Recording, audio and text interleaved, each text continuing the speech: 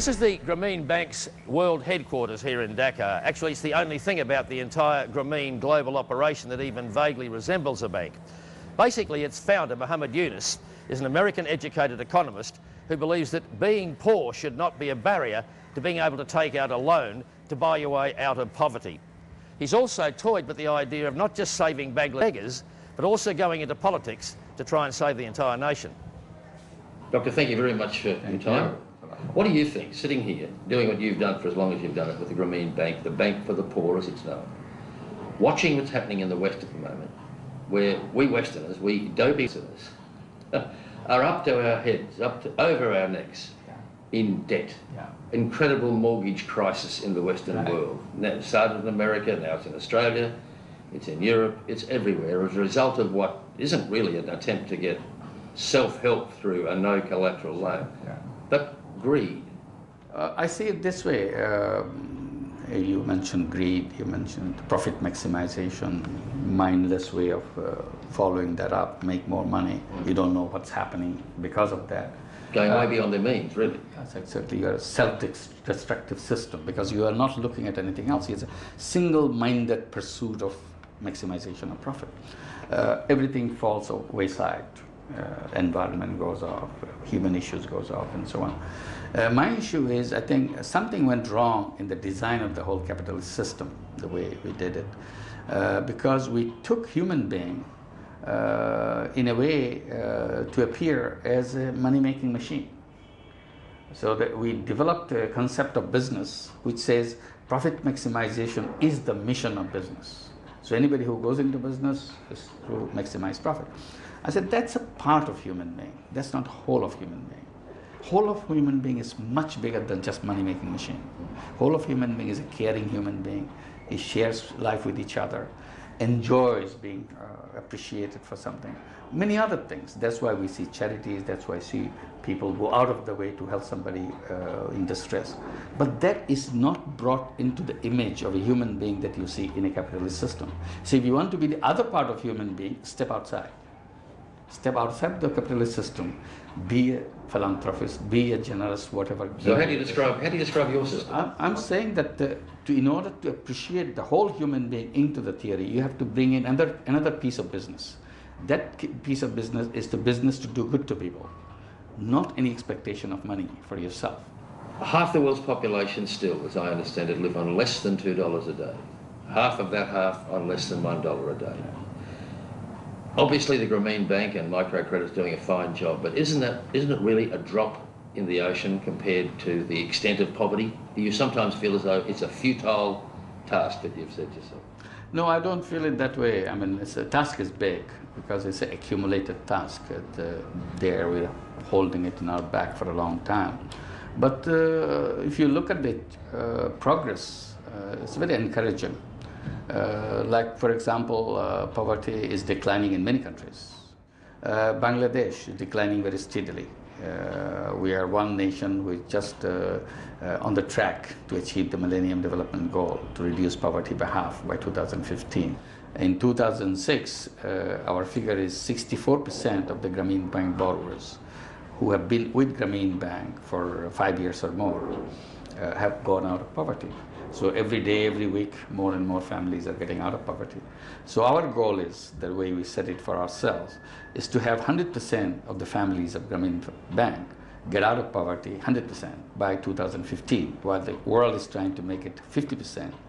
Why do you think, as you've said so often, that credit, if you like, being able to borrow money to get yourself out of the poverty trap, the poverty cycle, is a fundamental human right? Well, it's a very unusual, very unique way to describe debt. Right. The way I say that because there are many human rights listed in the Human Rights Bill. Right to work, right to shelter, right to health, right to education, and all of that. The question is, who is going to deliver you the right to food? Is it the government brings you the food every day? Who is giving you the health? Who is giving you the housing or right to work to be fulfilled? So if you look at the government, forget it. This is not going to happen. The government responsibility to make sure that you have the enabling environment where you go out and earn your money, and so that you can help yourself. Right. So it's self-help. You're borrowing for self-help. Absolutely. Yeah. Then in that, if you leave people alone, okay, you do it or they're empty-handed, because the banks shut their doors. They will not give the first dollar to catch the next dollar. So I said, why don't we do it the other way? We said, establish the human rights as a credit to right to credit as a human right, and if they have the money, they go out and earn their livelihood and earn their living. They will have established the right to food, right to shelter, and if they have the right, easily. I'm not saying it will be done right away, but it will be much easier for them to, for individuals to activate themselves and energize their own capacity. And hence no collateral. Exactly. Yeah. Because when we give loan, we made it very clear, this is for income generating purpose. We don't give loan for consumption in Grameen Bank. So every time they take not a loan, for real estate speculation. Exactly. This is a capital. It's a micro capital, really. So it's not a micro debt in that sense. So they are starting a business. This is the money that you grow own. We saw the microcredit system in operation today. We went to Dollar Village and we saw some women doing it. Yeah. Why women? Well, why are you lending 97%, I think it is, of your money to women?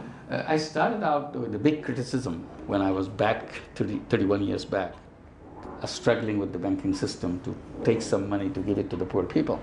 They said it cannot be done. And I was complaining, this is wrong, that you are denying money to the people who are the neediest, who are the mean, they will be the highest priority people for you. You rejected them.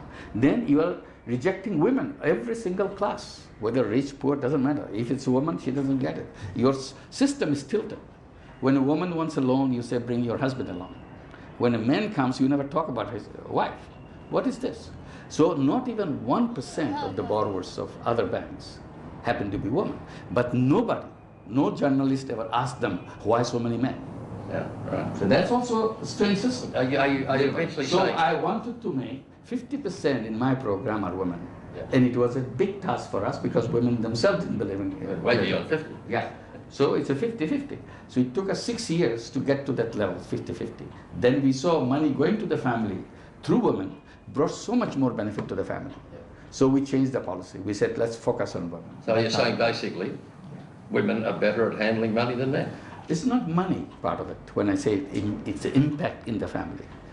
Children get better treated when mother is the income earner, when the Grameen Bank loan goes into the family, and she has a better usage of the money so that they can take good care of the money, very careful. Husband still makes money, but not as careful as the woman has been. There have been criticisms emerged about the Grameen Bank. Inevitably it was going to happen because at one stage it was the answer to everybody's prayers. You could do nothing wrong. Now criticisms have arisen about interest rates and the ease of access to your funds, etc. What do you say to your critics? Well, we have been criticized from the very day we were born. Banks said, this is a crazy thing, it will never work. Villagers say it don't work. Men said you are destroying the religion by giving it to women. Politicians said this is an American conspiracy bringing capitalism in this country. We want to be a socialist country. So everybody has their own angle. So this is nothing new for us. Even you said high interest rate. Even the very interest was a critical thing. In a Muslim country, you're charging interest to the poor people. You shouldn't be charging any interest. Sure. So we are used to all this, and we have answers to all those questions too. One answer is, if this interest rate is too high, you are so generous, why don't you go and start one? Show us that you do better than us, rather than this is the name of the game. You have to beat us in the game, rather than sit there and say, your interest rate is too high. And this bank is owned by the borrowers, yes. And they decide what the interest rate is. We don't decide, we are the employees of the bank. So they are in the board, they decide what should be the interest rate. So who are you tell from outside whether the interest rate is high or low? When the borrowers, the owners themselves say this is the fair interest rate and this is what we're going to charge ourselves. We'll come back to the bank, but I can't have you